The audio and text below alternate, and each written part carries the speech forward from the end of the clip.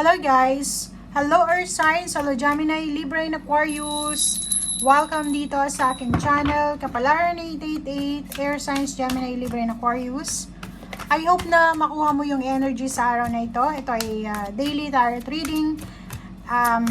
Kung bago ka sa channel ko, please like, share, and subscribe. Pakipress ang notification bell button guys. And then, meron akong good news para sa inyong lahat. Hindi lang sa lahat ng air signs.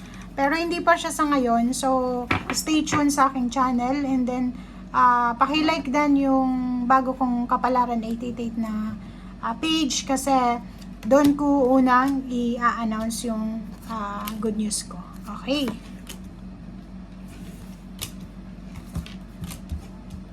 Okay, guys. Okay, tingnan natin. Air signs, Gemini, Libra, and Aquarius. Ang daming messages to. Pero tingnan natin kung ano yung resonated sa'yo. Okay. So, dito sa Seven of Wands, mayroong sa inyo dito na air signs na may kailangan kayong ipaglaban. Or may inilalaban kayo. Ikaw ba ay may kasalukuyang kaso na ipinaglalaban? Ikaw ba ay may kasalukuyang relationship na kailangan ipaglaban? May mga rights ka ba na kailangan na ipaglaban? So nakikita ko sa'yo dito na busy ka na ilaban kung ano yung dapat ilaban sa buhay mo. Okay? Ito naman, sinasabi sa'yo dito ng baraha na kasi naka-reverse siya, mag-iingat ka kasi sa sobrang negative energy, pwedeng mawalan ka ng pag-asa. Okay?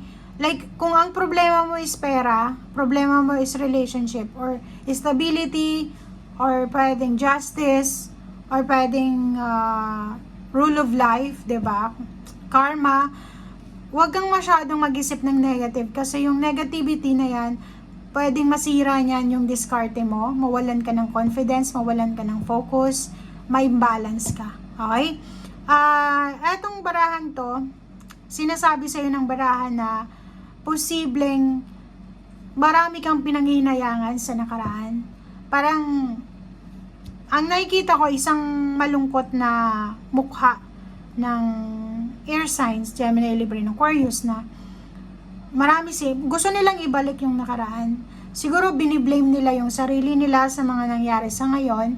And nakikita ko sa'yo dito na parang gusto mong bumalik sa nakaraan na para mai-correct yung mali para hindi na nangyari yung dapat nangyari. Diba? Parang ganun. So, comment down below if you resonated.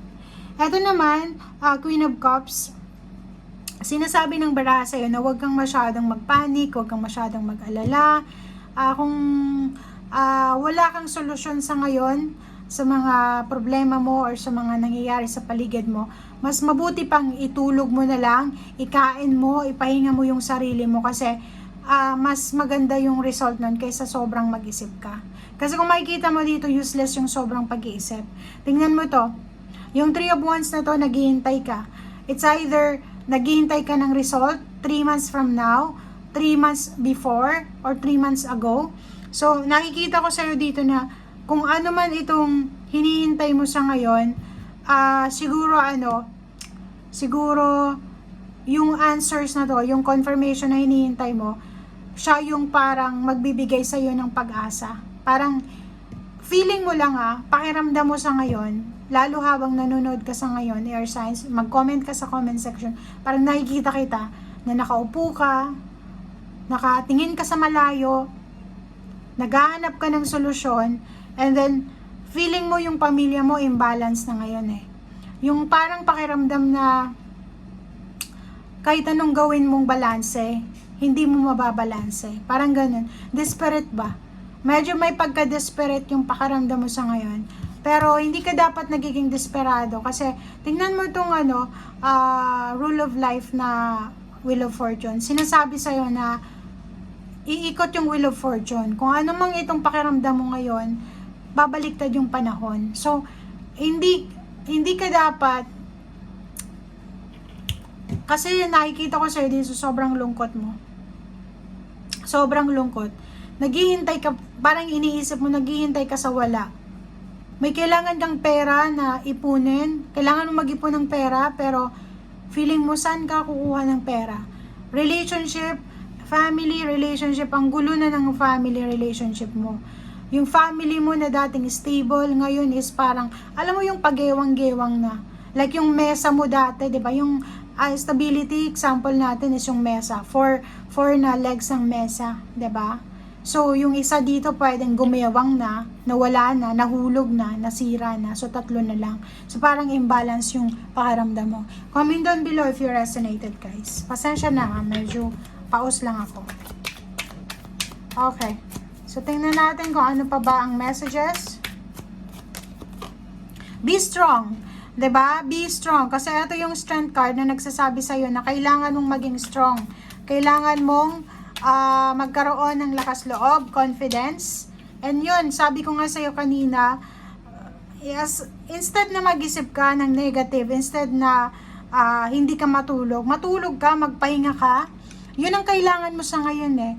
Kailangan mong ibalik yung lakas mo, lakas loob. Alam mo yung lakas loob natin, konektado siya sa physical health natin. So, kung palagi kang pagod, palagi kang puyat, palagi kang nag-iisip ng negative, palagi kang umiiyak, depressor ka, ano pa man, magiging mahina yung katawan mo, hindi lang yung isip, pati ka physical body. So, paano mo mariresolve yung mga issues mo dito kung mahina ka? So, kailangan magpahinga, matulog ng maaga, matulog ng maayos, kumain ng tama, okay? King of Wands, nakikita ko sa'yo dito na sobra kang abala, trabaho ka ng trabaho eh. Parang inuubos mo yung oras mo sa pagtatrabaho. Parang nakikita ko sa'yo dito na dahil sa sobrang negativity na naiisip mo or negative na nangyayari sa paligid mo, instead na mag-isip ka ng solusyon, instead na kalmahin mo yung sarili mo, nakikita ko, ginagamit mo yung trabaho dyan. 'Di ba? Yung parang pinapatay mo yung sarili mo. Sorry sa word parang yung sarili mo, parang biniblame mo siya, biniblame mo yung sarili mo sa mga nangyari. So, parang etong King of Wands, trabaho yung nagiging parang anong tawag dito? Dinadivert mo yung negative energy mo sa trabaho na mali yun, guys. Okay? Dapat, pag halimbawa na negative yung emotion mo, pahinga. Huwag mong pagurin yung sarili mo. Okay?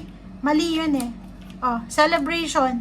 Sinasabi ng baraha sa'yo dito na huwag kang masyadong magpanik, huwag kang masyadong mag-alala kasi sayang eh. Sayang. May celebration na sinasabi yung baraha, merong Wheel of Fortune, so iikot yung Wheel of Fortune. Di ba ganun eh? Kung nasa ilalim ka sa ngayon, iibabaw ka ulit. Kung nasa sitwasyon kang madilim ngayon, magliliwanag. So, hindi ka dapat nag-aalala. Okay? Thank you guys and see you again. Bye!